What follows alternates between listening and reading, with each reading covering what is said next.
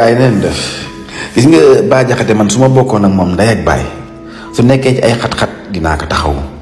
ba fa mu nekk mu génn fa mais su fekkee dama koy jox conseil suma wété ak mom dina ne que li ngay wax waro ko wax waro di saga gor waro di xass gor defal sa politique rek suñu mu gëna rafet en tant que ko bokk ak mom nday ak baay gis nga waxon na ni len man dama waxon ben vidéo ni Cheikh Yérim fenkat nga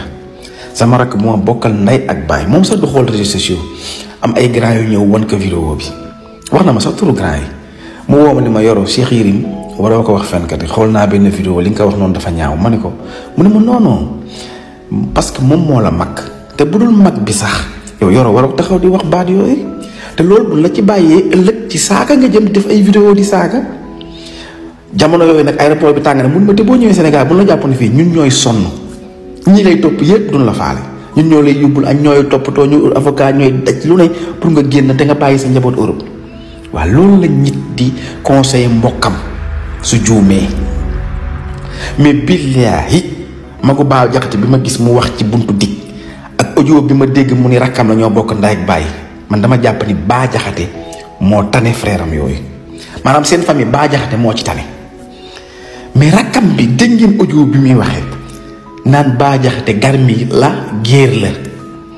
nan té loolu ngeen koy téré nonu ngeen ko bëgg téré su génné day wax lu ko raw kenn mënul tej gémmiñam koku du ragal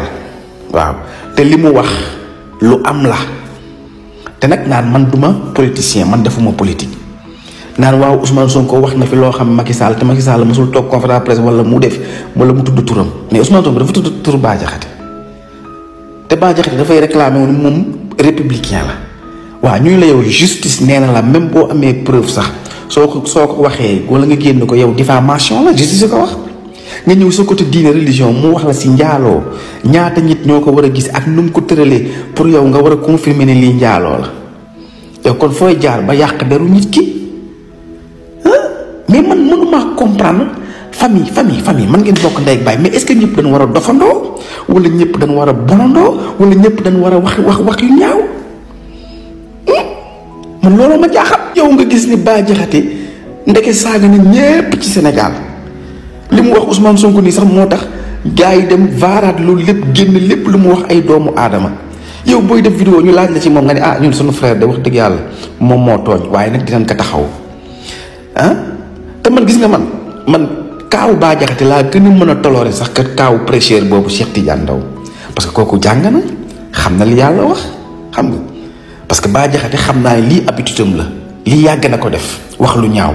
mais yow ben prêcheur bo xamné yow mëno contrôler sa xol ci mañélu nit té nga yow da ngay prêcher nit ñi ci diiné